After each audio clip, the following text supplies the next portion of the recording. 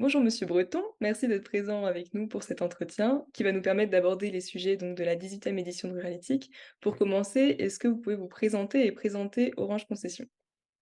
Bonjour Pauline, bonjour à tous. Ben oui, je suis Jean-Germain Breton, je suis le président d'Orange Concession. Orange Concession est un opérateur d'infrastructure. Notre mission, c'est de concevoir, déployer, commercialiser et exploiter des réseaux de fibre optique pour le compte des collectivités qui ont retenu Orange Concession comme partenaire de leur projet d'aménagement numérique de leur territoire.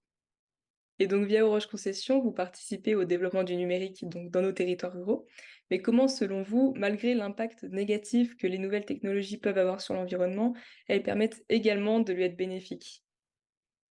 Alors, enfin, déjà, je dirais qu'en tant qu'opérateur d'infrastructure, qui opérons d'ailleurs, comme vous l'avez dit, Pauline, dans les territoires ruraux, on est particulièrement sensibilisé aux enjeux environnementaux du numérique.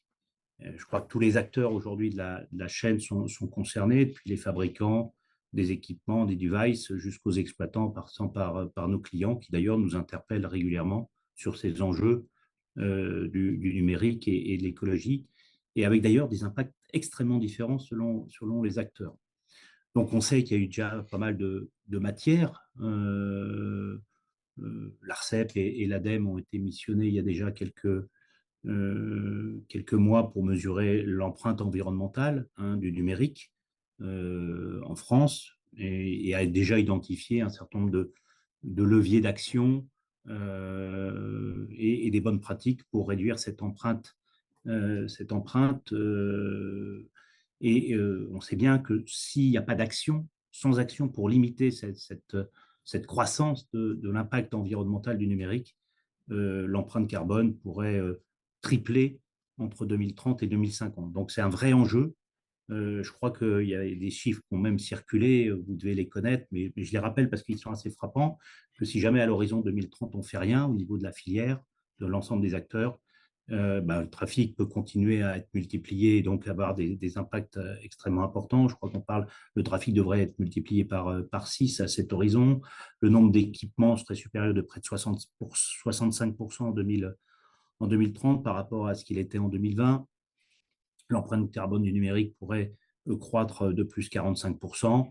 La consommation des ressources, qu'on appelle ça abiotiques, c'est-à-dire des métaux ou des minéraux, pourrait augmenter de 14%, et la consommation électrique également pourrait également augmenter substantiellement malgré tous les efforts que l'on fait pour limiter cette consommation d'énergie. Donc pour nous, c'est des éléments de contexte qu'on doit prendre en compte en tant qu'opérateur d'infrastructure qui sommes en charge d'exploiter les réseaux. On doit connaître cet environnement, cette explosion des usages, etc., pour qu'on puisse contribuer à cette diminution de cette empreinte carbone et qu'on prenne à notre niveau, à notre borne, élargie avec l'ensemble des parties prenantes, un certain nombre d'initiatives.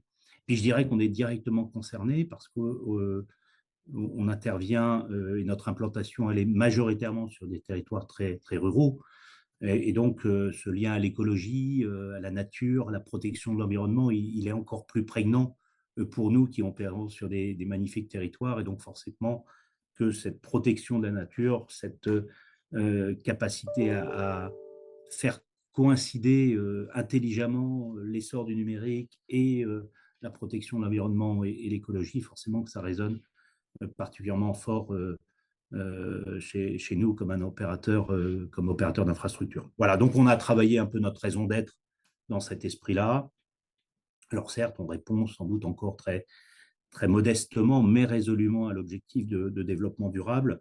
Je lisais il y a pas très longtemps que il y a 17 objectifs au niveau de l'ONU, et on est directement concerné par un qui, pour moi, est important, qui est de rendre les villes, les territoires et les établissements humains inclusifs, sûrs, résilients et durables. Donc, on s'inscrit dans cet objectif-là. Voilà. Et donc justement, par rapport à ça, quelles sont les actions et les activités qui ont été développées par Orange Concession qui permettent de mettre en place ces deux transitions? Là, Orange Concession, c'est déjà une entreprise jeune, puisque l'entreprise a été lancée en 2021, en novembre 2021. Pour autant, on faisait déjà des choses avant, on a opéré des RIP. Mais je dirais qu'on a organisé depuis quelques mois la démarche, une démarche RSE, donc un peu plus globale, mais avec un volet environnement extrêmement important, en 3 étapes. Il y a d'abord toute une étape d'appropriation, d'acculturation. Et ça, c'est important, déjà de comprendre l'environnement dans lequel on est, quels sont les acteurs, quels sont les leviers, quelles sont les règles, quelles sont les attentes, quelles sont les contraintes, quels sont les règlements. Et petit à petit, on découvre toute cette littérature, tous ces engagements, cet écosystème. Et donc, il y a tout un travail d'acculturation. Donc, ça passe par je dirais, travail de communication, travail d'appropriation, mobiliser l'ensemble des équipes autour de ce thème. Chaque collaborateur d'Orange Concession va valider son visa RSE d'ici la fin d'année. Voilà, ça c'est la première phase d'acculturation, d'appropriation. En parallèle, la deuxième phase, mais qu'on a commencé un tout petit peu plus tard, c'est une phase d'identifier tous les contributeurs de la chaîne du numérique, donc ceux qui interviennent en amont, ceux qui interviennent en aval de l'opérateur d'infrastructure que nous sommes.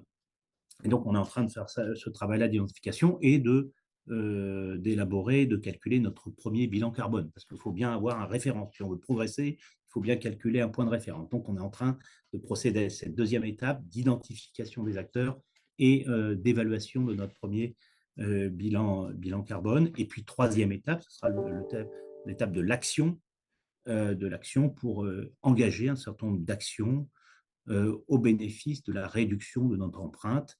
On continuera à se mobiliser, à trouver, à mobiliser notre partenaire industriel en priorité, qui est quand même celui qui porte, je dirais, le plus cette ambition de réduction, puisque nous, en tant qu'opérateur d'infrastructure, on s'appuie beaucoup sur un partenaire industriel qui assure à la fois la construction et l'exploitation de nos réseaux et qui a, par chance, une très grande ambition en matière de réduction de l'empreinte carbone. Vous le savez, l'ambition d'Orange SA, c'est d'engager et d'avoir le net zéro carbone d'ici 2040, avec trois leviers principaux, la sobriété énergétique et matérielle. Deuxième volet, c'est un recours accru aux énergies renouvelables. Et puis, le troisième volet de la politique d'Orange SA, c'est l'amplification également du programme d'économie circulaire. Et d'ailleurs, il y a eu des communications assez récentes sur déjà tous les premiers résultats du groupe Orange en matière d'économie d'énergie sur la période récente, et c'est assez significatif. Donc voilà quelques-uns la démarche et comment on travaille avec notre partenaire industriel sur ce volet réduction de l'empreinte environnementale. Eh bien, merci, ce sont de bons objectifs pour, mener à la neutralité carbone d'ici 2050. Donc l'entretien porte à sa fin. Est-ce que vous souhaitez ajouter quelque chose ou est-ce que vous avez des questions? Non, bah, déjà, merci de me donner la parole pour ce témoignage. Je pense que c'est l'affaire de tous déjà, c'est pour mon premier message. Voilà, on peut tous contribuer, plus ou moins modestement. Voilà, je pense qu'au regard, au-delà de la contribution qu'on a en tant qu'acteur du numérique, c'est surtout l'intérêt. Le numérique peut faire gagner beaucoup sur cette ambition de baisse de l'empreinte carbone à plein de secteurs d'activité. Donc certes, on a le travail qu'on doit faire, c'est porte sur notre propre activité, mais surtout, plus on sera en capacité d'apporter des solutions, des réseaux, et cetera, plus les autres secteurs d'activité seront en capacité de faire leurs propres économies et leurs propres avancées et leurs propres gains en matière de bilan carbone. Donc voilà, on contribue à double titre. Et à ce titre-là, c'est à la fois un engagement citoyen et un engagement d'entreprise. Bien, merci monsieur Breton. Merci d'avoir accepté de répondre à ces quelques questions et on Avec pourra vous plaisir. retrouver donc, fin août à Ruralytique. Merci Pauline, à très bientôt.